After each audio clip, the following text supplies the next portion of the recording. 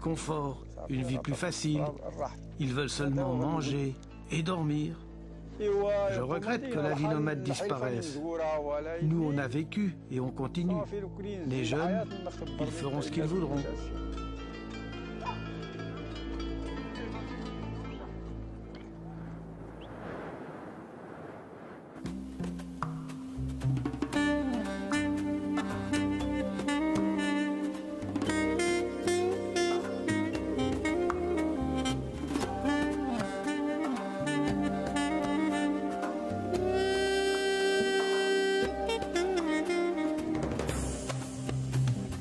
C'est ici que se rencontrent les cours d'eau du Haut-Atlas et qu'un fleuve prend naissance. Il s'appelle désormais le Dra, un fleuve considéré depuis l'Antiquité comme le plus important du Maroc et dont le cours s'est modifié au fil du temps. Pour cette région, qui subit déjà de longues périodes de sécheresse, c'est un autre obstacle qui contrarie depuis près de 40 ans le cours du fleuve, un barrage, destiné à fournir l'eau potable qui plus est à la ville de Ouarzazate, en plein développement commercial et touristique. Officiellement, il permet aussi l'irrigation de l'immense palmeraie situé en aval. Ainsi, aujourd'hui, le Dra ne s'écoule donc plus de façon permanente et naturelle, et c'est la main de l'homme qui en détermine le flux. Par les temps qui courent, l'irrigation est effectivement un enjeu de plus en plus important. Si ce barrage, c'est la vie, pour les oasis, les palmeraies qui jalonnent le cours du Dra, de l'autre côté de ces montagnes, d'autres murs, d'autres ouvrages se dressent pour alimenter un autre type d'agriculture qui a fait la renommée du Maroc au-delà de ses frontières.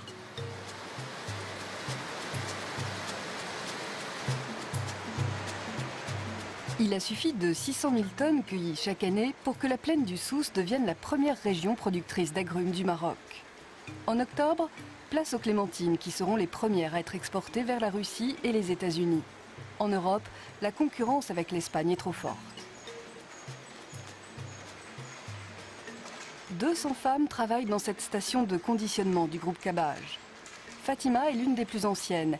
Elle vient chaque année faire la saison des agrumes du mois d'octobre à la fin juin. Ici, c'est comme une grande famille. On est tous comme des frères, les femmes et les hommes. On se connaît depuis des années, depuis 1987, alors ça fait longtemps. Si tu travailles avec quelqu'un plus de 10 ans, ça y est, il est de la famille.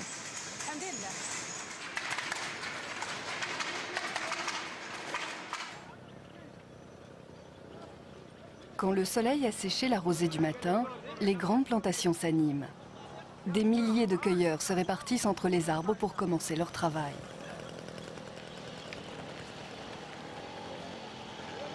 Pour cette équipe qui va récolter les premières clémentines, c'est aujourd'hui que se mesure le résultat de toute une année de soins attentifs.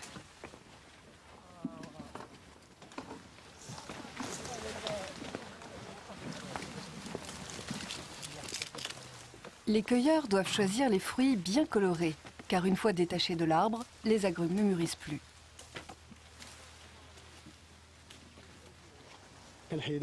On utilise un sécateur. Si on les arrache à la main, on les abîme. On blesse le fruit. Alors que quand on coupe la tige avec un sécateur, on garde l'étoile. Celle-là va pourrir dans le frigo alors que l'autre est bonne. Dans le frigo, il lui arrivera rien. Ali, le mari de Fatima, vient d'Oulmes, à 500 km au nord. Il fait la cueillette des agrumes depuis plus de 20 ans. Le travail est payé à la caisse et les habitués peuvent gagner jusqu'à 150 dirhams par jour, c'est-à-dire 15 €. Mais il faut savoir faire vite et bien.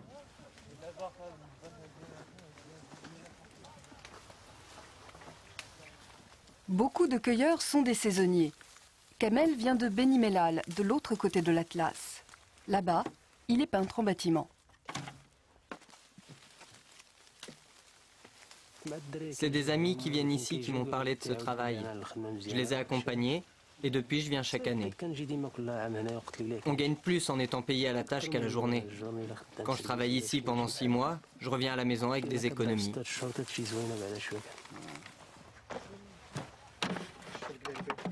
Dans chaque équipe, le caporal veille au respect des consignes. Qu'est-ce que c'est que ce calibre? Elles sont encore vertes. Il faut cueillir que les rouges. Il faut que tu apportes comme le modèle là-bas.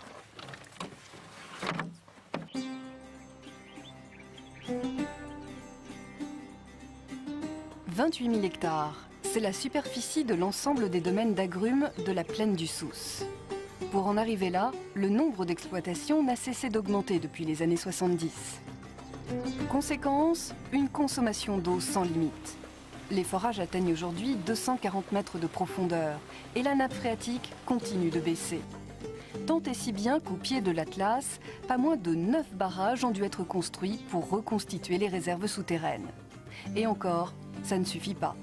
L'eau manque à tel point que les grands domaines ont dû installer des systèmes de goutte à goutte pour réduire leur consommation.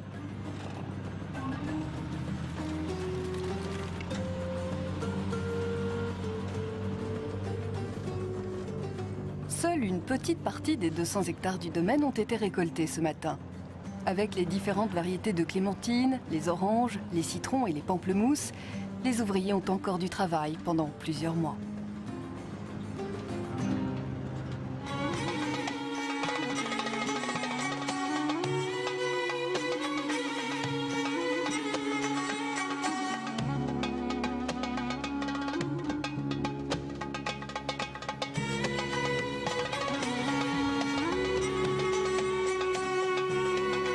À l'entrée de la vallée du Drap, on dit qu'il existe un endroit qui vaut vraiment le détour. Une sorte de petit coin de paradis. Quelle tentation!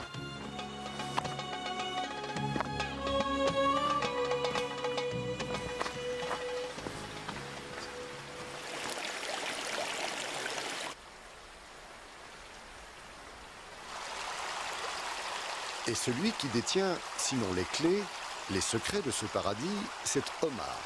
Sa cascade, comme il dit, il la connaît bien et sait qu'un jour ou l'autre, elle lui apportera la prospérité. Ne serait-ce qu'avec les visiteurs, les curieux comme nous. J'ai choisi seul pour venir ici, pour dire bonjour avec les touristes qui passaient, et gagner un peu de sous pour vivre. Les Français changeaient Tchin-Tchin pour Ala-Tian-Itian, Russe, Nasdrovier, un breton Hermat, un berbère des Touaregs, les Biti-Bitou, les Mabitou, les Habiti-Habitou, les Mahbitou, un espagnol, arriba, abajo, à centro, à intro,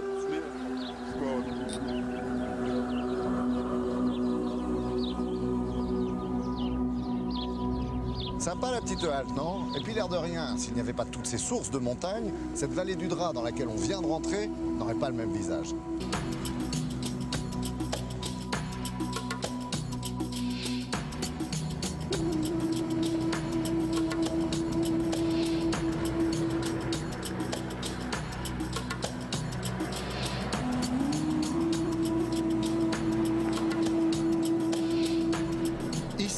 Commence donc cet immense palmeraie de 26 000 hectares qui produit des dattes que l'on récolte à la fin de l'été.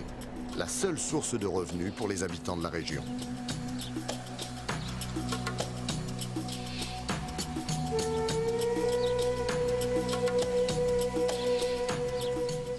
Le moindre filet d'eau et c'est la vie qui s'installe. Alors vous imaginez quand on ouvre les vannes du barrage là-haut à Ouarzazate, on nourrit la terre sur des centaines de kilomètres et ce sont les berges du Drap qui verdissent, qui fleurissent. Des fruits, des légumes et même des plantes médicinales, c'est toute la richesse de ces vallées, aussi petites, aussi perdues soient-elles, dès l'instant où il y a de l'eau.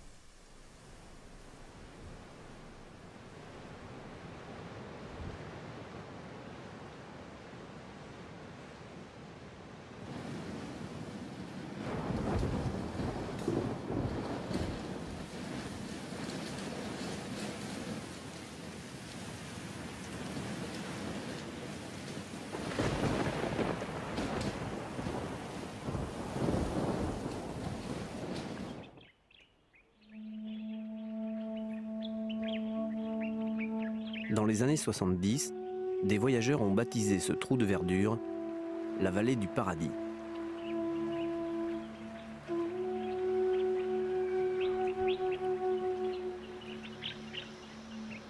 Comme toujours, après une pluie abondante, Brahim fait son petit marché sur les berges de l'Oued.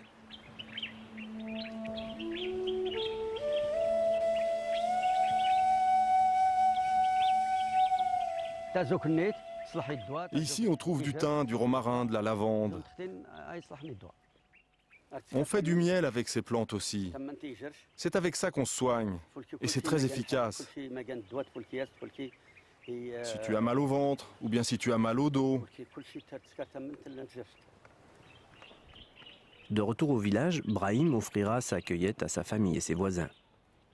Il habite Taskit, c'est un peu plus haut, quelques maisons accrochées à flanc de montagne. Repliée dans cette vallée dérobée, la tribu des Ida ou Tanen a été une des dernières à se rallier au royaume du Maroc dans les années 20. Le village est presque désert, les hommes travaillent un peu plus loin. Ils tracent même la route qui va désenclaver Taskit.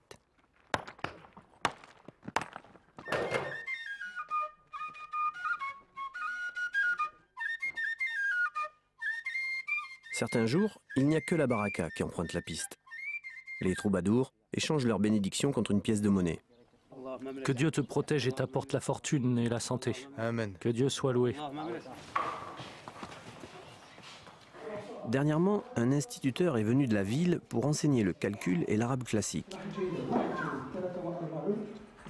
Autrefois, quand il n'y avait pas d'école, cette tâche revenait au personnage le plus important du village, le fqi. Au Maroc, un fqi est à la fois imam, enseignant et guérisseur. C'est lui qui détient le secret des plantes.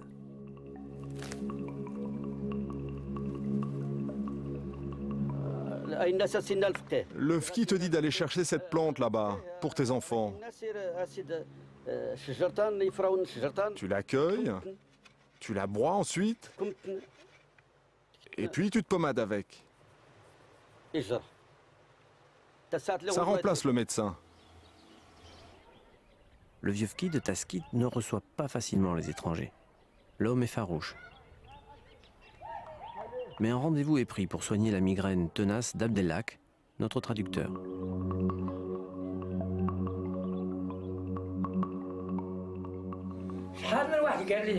J'ai eu beaucoup de témoignages de guérison avec ce traitement. Tu vois cette potion? Tu vas en mettre quelques gouttes dans chaque œil. Mais directement la bouteille ou avec quelque chose? Comme tu veux, faut que ça rentre. Et combien j'en mets? Un petit peu, c'est tout. Ma tête, tu sais, j'ai vraiment mal à la tête. Ça, c'est le bon remède. Merci. Allez, merci, que Dieu te protège. Dieu va t'aider. Et qu'est-ce qu'il y a dedans? Prends-le et puis c'est tout. Ça suffit. Au revoir. C'est ainsi. Les secrets du vieux fqi sont impénétrables. La médecine des plantes n'est pas réservée aux campagnes.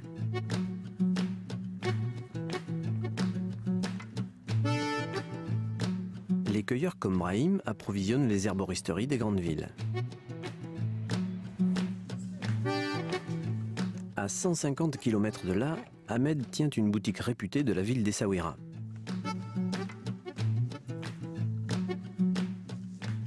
Dans sa pharmacie, Ahmed conserve d'innombrables variétés de plantes. Au Maroc, la flore est exceptionnelle, près de 3000 espèces, dont un tiers qu'on ne trouve nulle part ailleurs dans le monde. On fait d'abord recours à la plante avant d'aller chez un médecin. Donc c'est la phytothérapie qui vient en premier plan. Dans chaque maison, vous trouvez un armoire dans lequel il y a des pots. Et les pots avec des inscriptions. J'essaie des recettes ancestrales, utilisées d'une façon culturelle, quotidiennement par les gens. Et quand je vais dans les références écrites, ça fait des siècles, spécialement par des phytothérapeutes comme Ibn al-Baytar ou autres, je trouvais que cette recette, elle a résisté au temps. Et c'est le temps qui prouve son efficacité, tout simplement. Pratiquée depuis toujours, la médecine des plantes s'est développée depuis l'Inde et la Grèce antique, avant d'être étudiée dans toutes les grandes universités musulmanes, jusqu'à la fin du XIXe siècle. Aujourd'hui, ce savoir se transmet oralement, mais les anciens traités d'Averroès, d'Avicenne ou d'Ibn Baytar sont toujours la référence.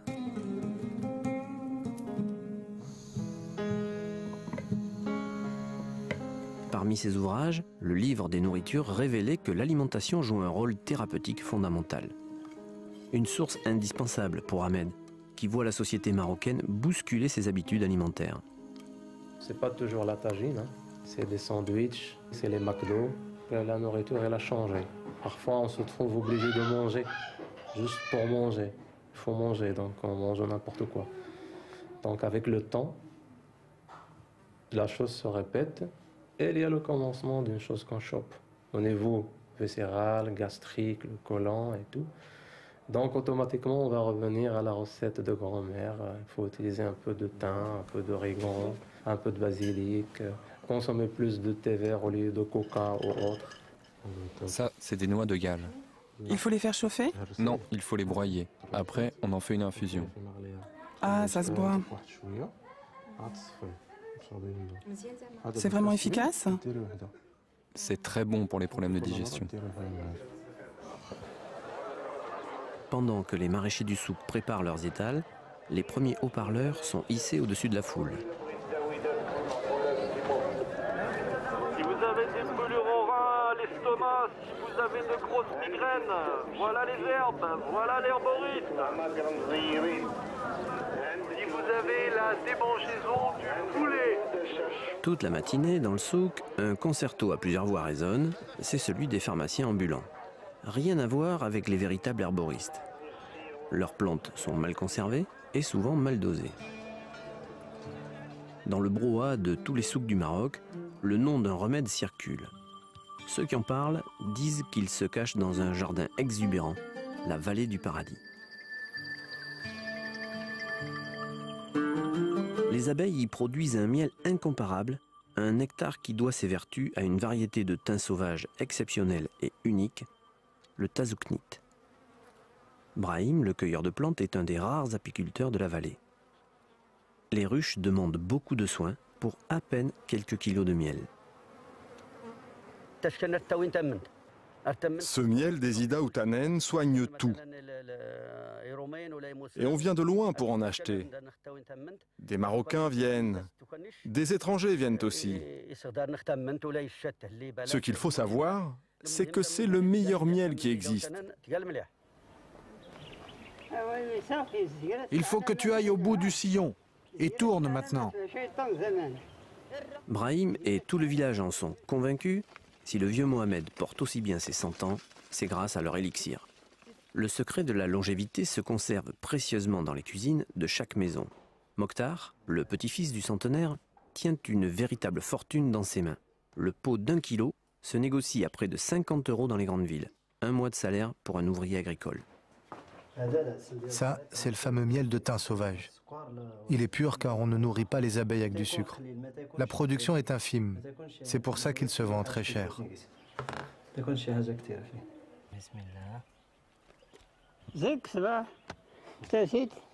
3 cuillères chaque matin et tu ne tomberas jamais malade. Ce miel, c'est comme un médicament.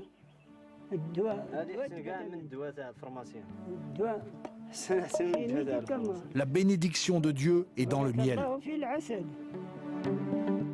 Les abeilles butinent quelques jours seulement au mois de mai. Parfois, les buissons de thym se font rares. Alors, les apiculteurs de la région emmènent leurs essaims aux confins de la vallée du paradis. Là-bas, s'élève le plus grand rucher collectif du monde, au-dessus d'un vaste pâturage pour les abeilles.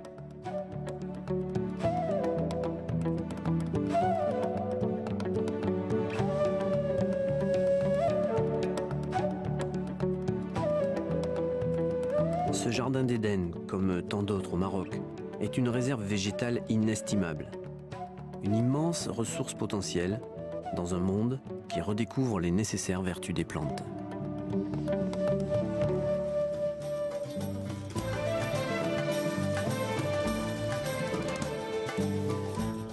À Timsla, au cœur de la vallée du Dra, une palmeraie d'une dizaine de kilomètres de long fait vivre les 4300 habitants du village.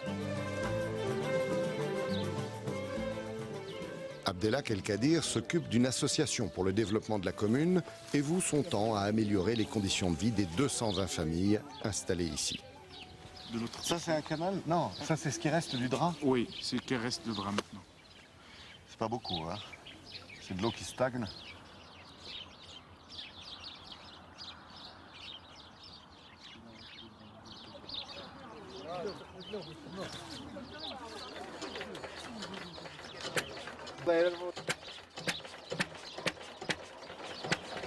Contrairement au discours officiel, les lâchers d'eau du barrage ne suffisent plus. Il a donc fallu doter le village de plus de 200 puits et pompes à eau indispensables à l'irrigation de la Palmeraie et à l'approvisionnement des habitants en eau potable. Car chacun le sait, c'est l'eau qui permet à la population de rester ici et de faire que Timsla continue à vivre.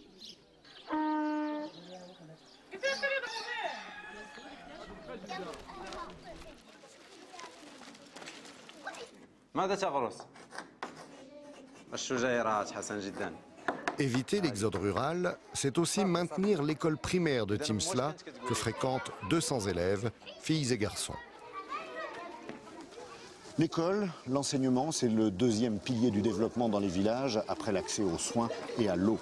Et si les grandes orientations, les grandes décisions sont prises par l'État, par le roi, ce sont bien les associations qui, sur le terrain, localement, améliorent le quotidien des populations. C'est grâce à elles, par exemple, que dans les classes de Timsla, on a sans doute un peu plus de moyens qu'ailleurs pour sensibiliser les enfants aux problèmes de l'environnement ou pour lutter contre l'illettrisme et donner aux jeunes générations le goût de la lecture, ce qui n'est peut-être pas dans l'air du temps au Maroc.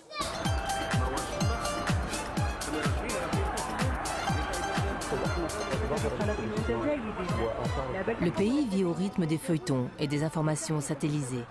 Un flot qui se joint aux voix de la rue. Les histoires au Maroc, on les écoute, on se les raconte, mais on ne les lit pas. Le livre a très peu de place. Si peu que certaines villes n'ont même pas de librairie. À Rabat, c'est différent. Son statut de cité universitaire permet à 5 ou 6 magasins de fonctionner grâce à la vente des livres et des manuels scolaires. Mais pour les romans, c'est une autre histoire. Souad Balafrej a ouvert plusieurs librairies dans le pays. Autant d'avant-postes dans une bataille au long cours. C'est du militantisme un peu, c'est un combat. Quand on est dans le livre au Maroc, de toute façon, c'est un combat.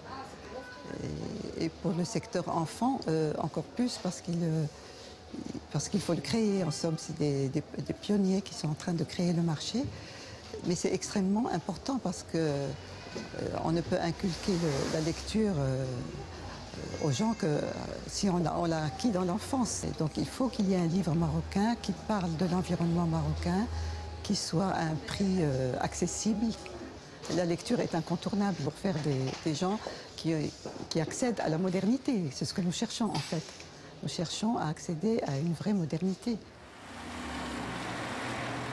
Publier des livres pour les enfants marocains et en faire des lecteurs, c'est le rêve devenu réalité de Nadia et Salmi. En 1998, elle a créé Yomad, la première maison d'édition jeunesse au Maroc. Une réalité toujours modeste, presque 10 ans après. Nadia expédie quelques colis de livres dans des écoles, mais sa petite entreprise ne lui donne pas encore les moyens d'embaucher. Dans quelques années, peut-être, je pourrais recruter du monde et je pourrais me consacrer vraiment au métier d'éditeur dans le vrai sens du terme.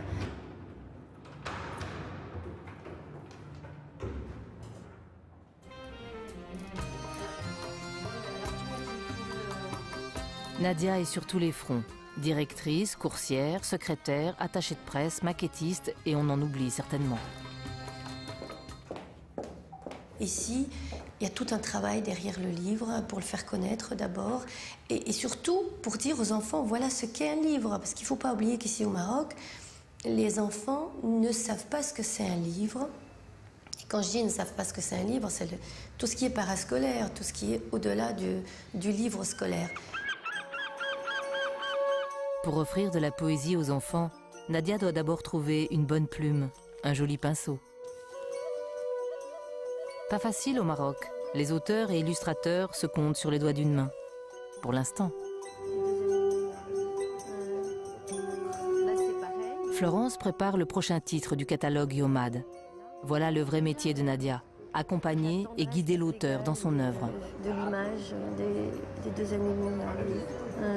La chèvre, c'est bien, bon, mais peut-être mettre l'accent un peu plus sur l'arganier. Bon, comme l'arganier n'existe presque qu'au Maroc. Donc ça fait déjà une spécificité, ça fait un symbole, ça peut...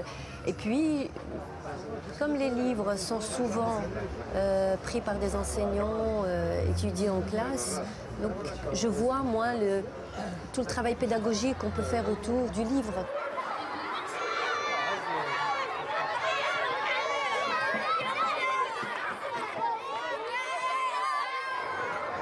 Faire des livres pour enfants, l'idée s'est imposée naturellement. Nadia était enseignante et grande lectrice. Il manquait un marché, Nadia est en train de le créer. Certains jours, après un coup de fil à la directrice, elle s'invite dans les classes pour animer des ateliers de lecture. Aujourd'hui, les petits chanceux sont en CM2 dans un quartier populaire de Salé.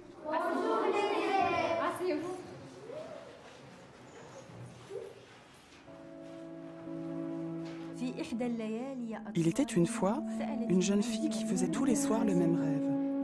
Un grand chien noir entré dans sa chambre. أجابتها الطفلة التي أصبحت الآن قادرة على الكلام إني أرى كل ليلة في منامي كلبا مخيفا أسود يطلب مني أن أتزوج به وإلا سيأكلني.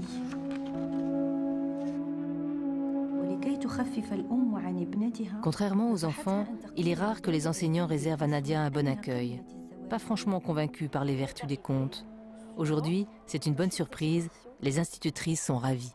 Je vais pour montrer surtout aux enseignants, parce que bon, c'est l'enseignant qui joue le relais. Nadia a une astuce. Elle laisse toujours les enfants seuls avec une pile de livres. Pour certains, c'est le premier livre d'histoire qu'ils feuillettent.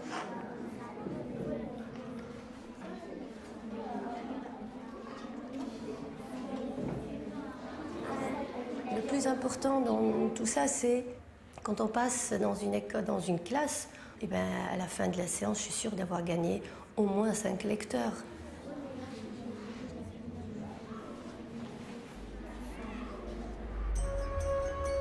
Il faut du temps et du travail pour poser un livre entre les mains d'un enfant. Un travail qui ne s'arrête jamais quand on veut aller au bout de son projet. Quand la ville dort, Nadia fait toujours le même rêve.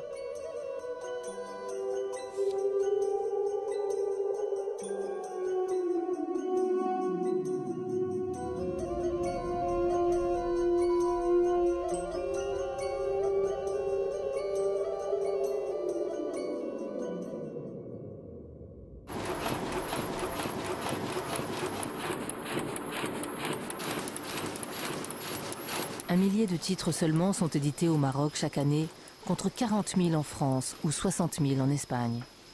Le tirage moyen d'un livre ici culmine à quelques centaines d'exemplaires. Alors les livres de Nadia, c'est un peu une goutte d'encre dans un désert littéraire. Au Maroc, une personne sur deux ne sait ni lire ni écrire. Un des grands chantiers du pays est de combattre l'analphabétisme. Une chance pour installer un peu plus le livre dans le paysage. Quelques semaines après la rentrée des classes, Nadia fait le tour des librairies. Cette année, les ventes ont doublé et ces livres occupent maintenant toute une table à la librairie du centre.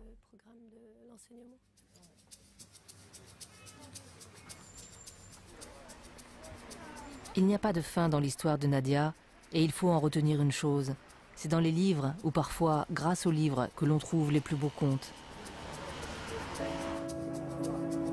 Mohamed Choukri, l'un des plus grands auteurs du continent, avait appris à lire et à écrire à l'âge de 20 ans. Aujourd'hui encore, au coin de la rue, la lecture continue de faire des miracles, comme au kiosque à journaux de Brahim.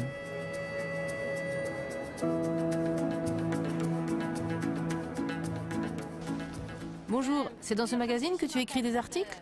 Oui, c'est celui-là.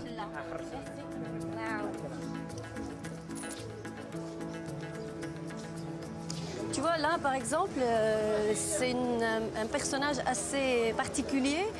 Il était au départ un cireur, un analphabète. Et à force de côtoyer des personnes, des intellectuels qui viennent ici sur la terrasse du café juste à côté, eh ben, quelqu'un l'a pris en main, un auteur, qui l'a pris en main, un écrivain, et qui lui a appris à lire, à écrire. Et finalement, regardez, aujourd'hui, il arrive même à écrire, à publier et des articles dans des magazines. Je trouve ça formidable.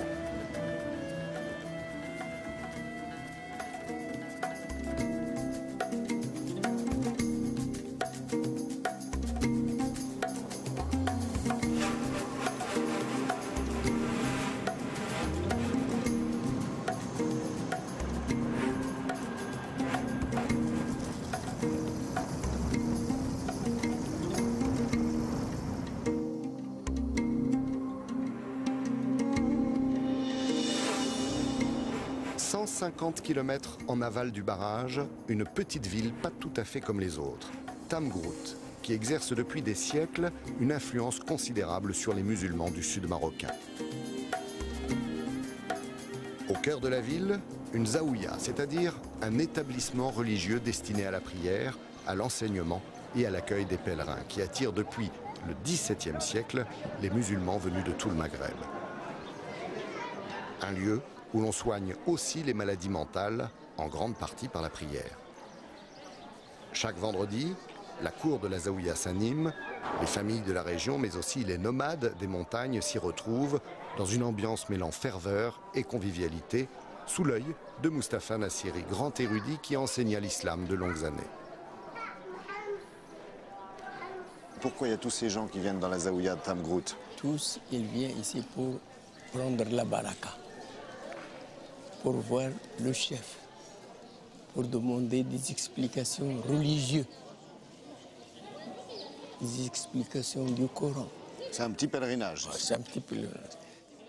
En même temps, ils font du commerce, si vous voulez. Et c'est quoi la baraka? La baraka, c'est une chose... La baraka, on ne peut pas la toucher comme ça. La baraka, c'est par le grand Dieu. C'est quoi? C'est la chance? Non, si vous voulez la chance, si vous voulez la chance, c'est bon, la pensée d'être toujours en droit, en ligne droite. En droite ligne, avec les enseignements du prophète, avec les sourates du Coran, comme en témoigne le bourdonnement des prières qui s'élèvent de l'école coranique accolée à la Zaouïa.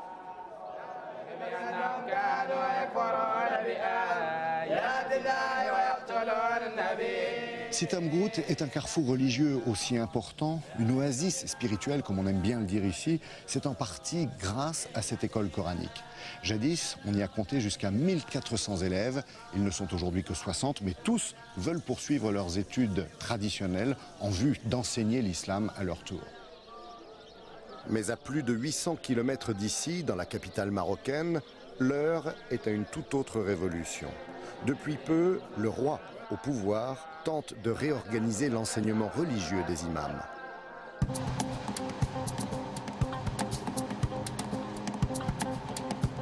Dans quelques minutes, le rapide Casablanca-Rabat entrera en gare. Nadia Lemlili est journaliste. Elle travaille à Tel Quel, un hebdomadaire volontiers frondeur. L'actualité qui l'a conduit à Rabat est une fois de plus liée aux questions religieuses qui agitent le pays. Nadia enquête sur une école très particulière, mais revenons au début de son article. Les mosquées avant servaient de relais pour certains discours intégristes. Et donc l'État s'en est aperçu, c'est pour ça qu'il a dispensé ce genre de formation pour avoir des hommes de religion et des femmes de religion qui sont beaucoup plus proches du citoyen. Ce dont parle Nadia, c'est du vaste plan que le roi Mohamed VI a lancé récemment. En montant sur le trône en 1999, l'héritier de la dynastie alaouite, descendant du prophète, est devenu le commandeur des croyants. Confronté depuis, comme la plupart des pays musulmans, à la montée de l'intégrisme islamique, le roi a élaboré un grand programme pour tenter d'imposer un islam modéré. Un juste milieu qui devrait passer par la création d'une radio-télévision islamique, un programme d'alphabétisation à travers les mosquées, et l'ouverture d'une école unique dans le monde arabo-musulman.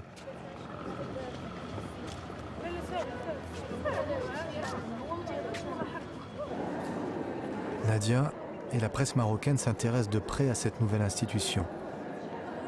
On l'a même surnommée l'Imam Academy.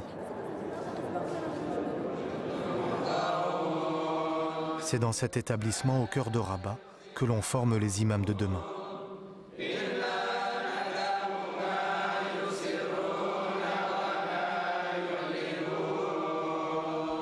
Ce qui intéresse tant Nadia Lamleli, c'est que la formation est ouverte aux femmes, du jamais vu dans le monde arabo-musulman.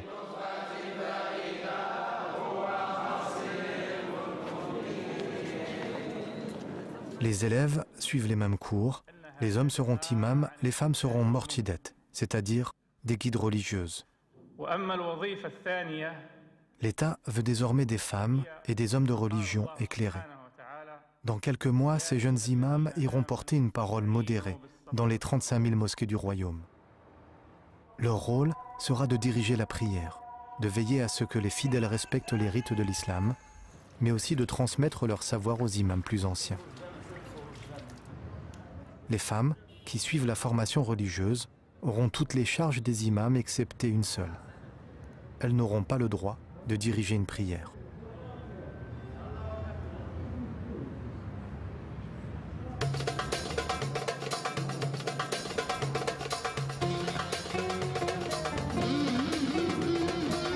La courbe de la croissance